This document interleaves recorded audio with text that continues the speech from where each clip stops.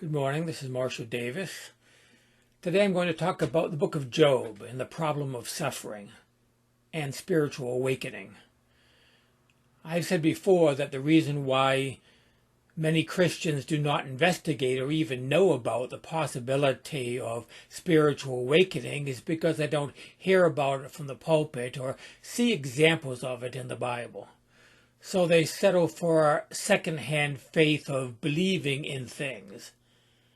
But the truth is that there are biblical examples hiding in plain sight, and one of them is the Old Testament character of Job.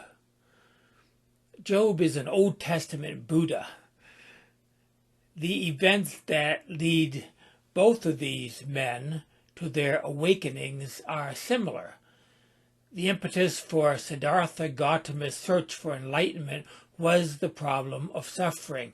It is represented in the Buddhist tradition by the story of Gautama seeing the four sights of an old person, a dead person, a sick person, and then a monk who was determined to overcome suffering. His first sermon that he gave in Deer Park after his enlightenment was the Four Noble Truths, which were about suffering, the reality of suffering, the cause of suffering, the cessation of suffering, and the eightfold path to accomplish that. We find the same sort of thing happening in the Hebrew book of Job.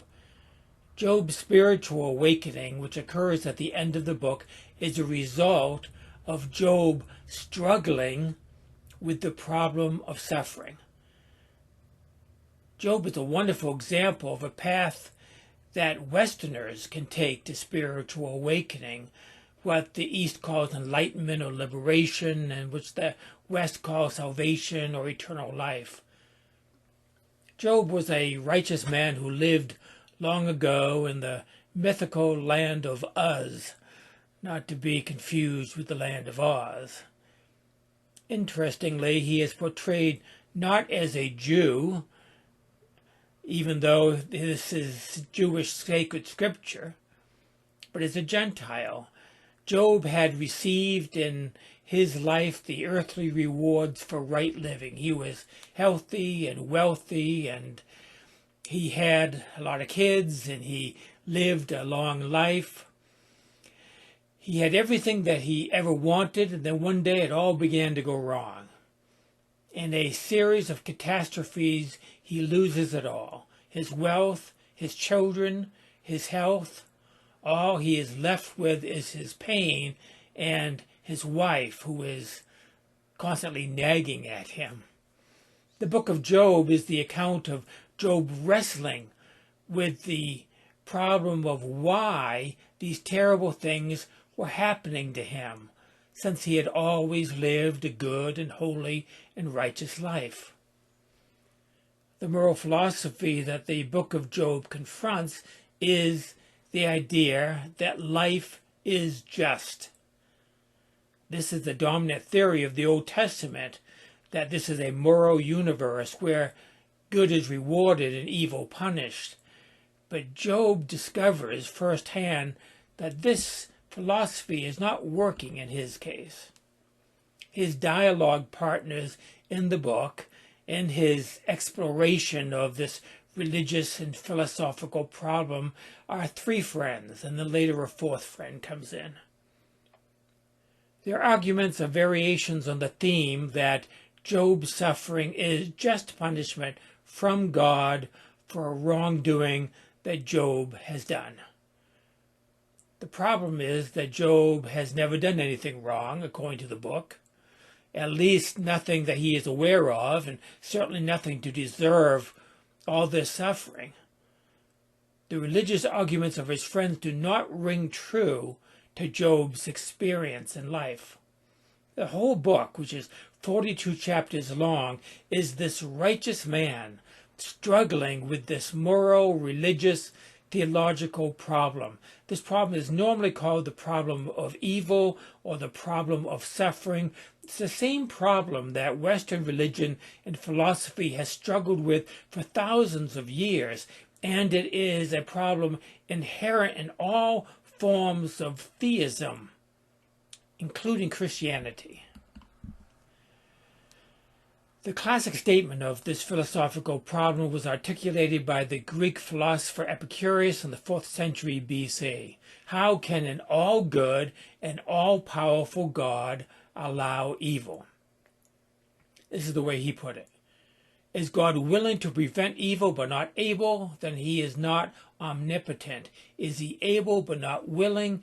Then he is malevolent. Is he both able and willing? Then whence cometh evil? Is he neither able nor willing?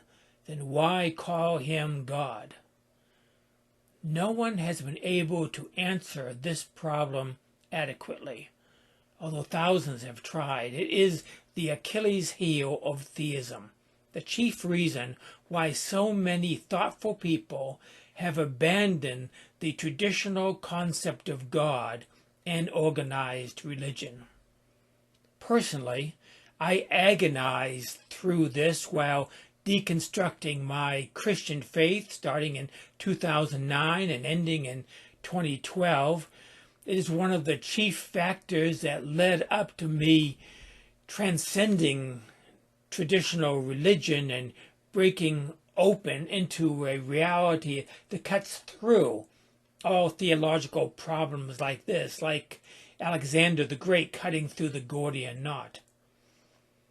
A book came out of my theological struggle with the problem of evil, as well as other problems of traditional theism. I entitled the book, Thank God for Atheists, subtitled, What Christians Can Learn from the New Atheism. In one chapter of that book, I go through every type of argument that has been made by Christian apologists to explain or explain away the problem of evil and suffering. It is my own struggle with the same issue that Job is wrestling with in the book. And it resulted in the same type of spiritual opening to God that Job had. I don't have the time to repeat that chapter here in full, but it's in my book, which I will be glad to give free to anybody who might want to read it. I'm not trying to sell it here. I'm going to give it away free, and I'll explain to you at the end of this episode how you can get it. In a chapter of that book, I explore 9 basic approaches that Christians use in addressing the problem of suffering and evil, and I'm going to mention them here briefly. The first is the justice defense.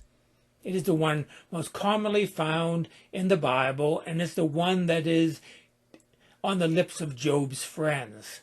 Suffering is understood as the action of God, who is dispensing divine justice in history, rewarding good and punishing evil. This is the approach dominant in Jewish religion at the time that the book of Job was written, and is found in various forms in other religions as well. In Eastern religion, it's called karma, that every good deed is rewarded and every bad deed is punished. If not in this life, then in the next. The second approach is the testing defense. Suffering is understood as God testing our faith. This is the approach given in the opening and the closing chapters of the book of Job, which those sections were added years after the main part of the book was written. It sees the suffering of Job as a contest between Satan and God to test Job's faith. This idea is also found in the story of Abraham sacrificing his son Isaac. The third is the spiritual growth defense, also known as the soul-making defense. This approach sees suffering as a means by which God teaches us lessons in life. Whatever does not kill you makes you stronger, which is ironically a quote by Friedrich Nietzsche.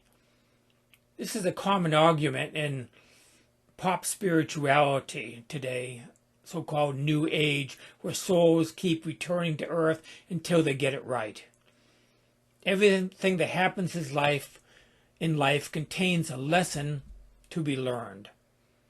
The fourth is the eschatological defense. This argues that the problem of evil and suffering in this life is resolved in the next life. This theological patch was designed to deal with the observation that this life obviously is not just, that the innocent suffer and the evil prosper. Therefore, God must have a way to fix it. So God sorts out everything after death. Any unjust suffering endured now will be compensated for in the hereafter in heaven. Any evil will be punished in hell. The bad guys are not going to get away with it.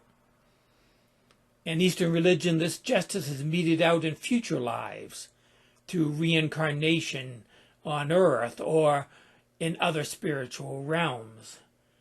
The good will ultimately get their rewards, and the bad guys will get their due punishment, and all is right with the universe.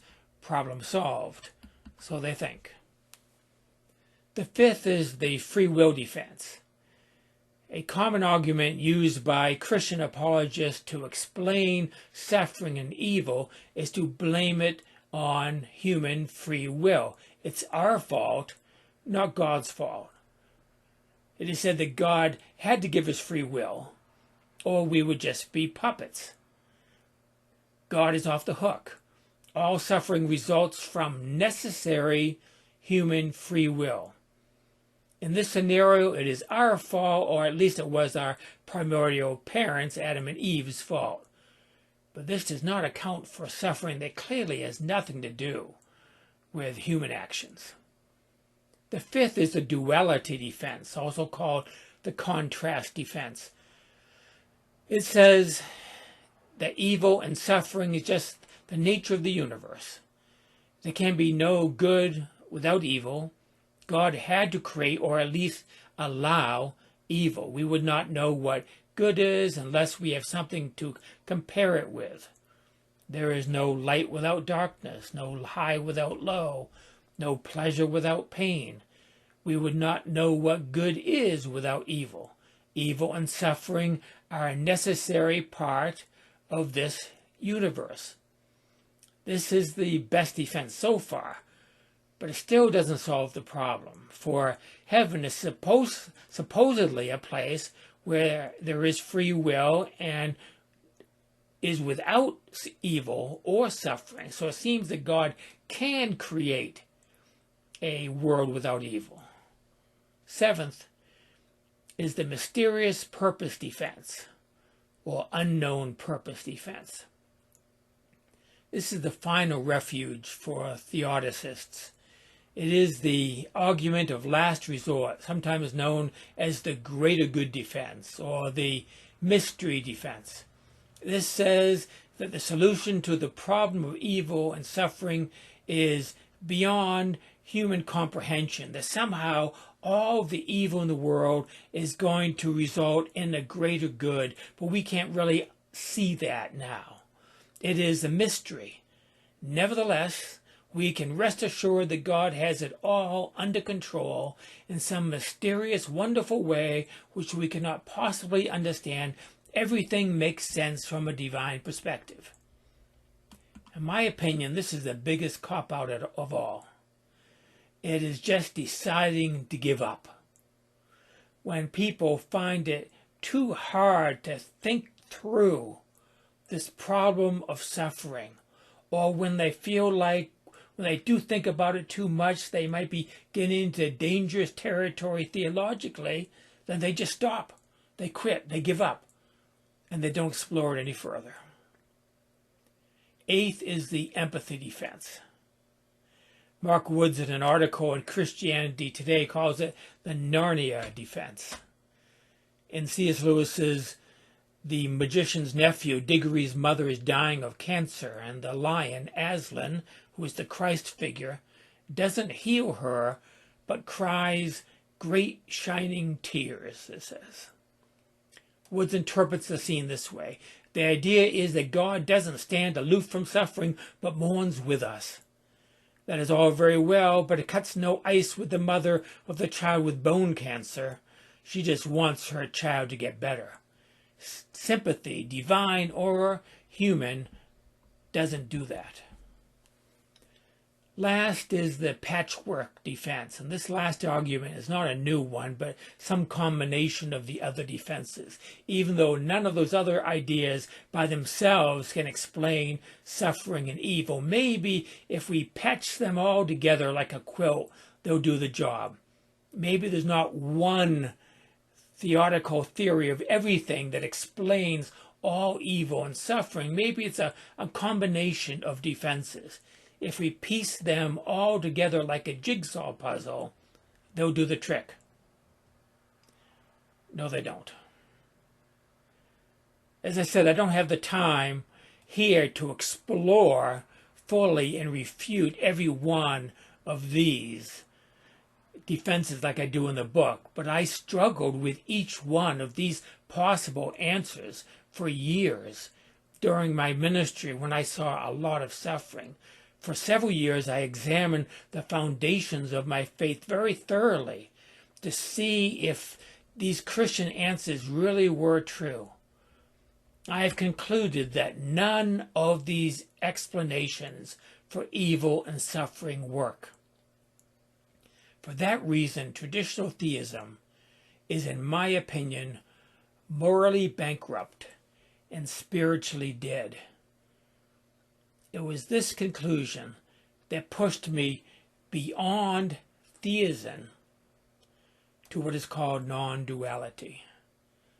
Struggling with the problem of evil and then later dealing existentially with what I thought was my own imminent death, this pushed me beyond traditional religions and theological answers into a spiritual opening, an awakening. I think it's the same thing that happened to Job. The problem of suffering and evil acts like a Zen koan for those who wrestle with it. It is an unsolvable problem that pushes us beyond our minds and beyond ourself and beyond God to the spacious openness of unitive awareness. Read the closing chapters of the book of Job and you can recognize the signs of non-dual awareness. The long speech by God when God finally does show up is all about divine presence in the totality of the natural world. And the short exclamation of his awakening that's given by Job is about seeing God that is beyond human comprehension. He says, I have uttered what I did not understand, things too wonderful for me which I did not know. I have heard of you by the hearing of the ear, but now my eye sees you. Job was a Palestinian Buddha who might have lived at the same time as the Buddha in India, or maybe 1,000 years before the Buddha, if the original Job lived in the patriarchal period, as some conservative scholars think. Most scholars, though, would place this book sometime in the exilic or the post-exilic period of Jewish history, which is the 6th century BC. In any case, it describes the same eternal experience of non-dual reality available in all ages, which grows out of the human desire to solve the problem of human existence and to solve the problem of suffering if we see it through to the end and we don't settle for blind faith or cheap grace. It is the theme symbolized by the cross of Christ, which is why I still call myself a Christian. This approach in the book of Job, which I call God inquiry, complements the typical non-dual approach called self-inquiry. This path to awakening may be more natural for those of us who are brought up in a Western religious tradition. It speaks to the issues of our culture and our hearts. It breaks us free from religion and ideas that seek to explain everything and lets us see reality directly. Now, before I conclude this episode, I want to tell you how you can get my book, Thank God for Atheists, free. The way Amazon works is I can only offer it free for 5 days every 90 days. So starting today and for the next 5 days, you can order that Kindle book free. You just go to Amazon and you find my book. You can do a search for the title or search for my name, or you can use a link that I'll put in the description for on this episode. The chapter that I referred to here is chapter 6, which is entitled Questioning the God of Today, but you might also be interested in the next chapter, chapter 7, which is called Reimagining God, in which I talk about God as non-dual. In any case, you can download it free to your Kindle or your Kindle app on your computer or iPhone if you're interested. That's it for today. Grace and peace to you.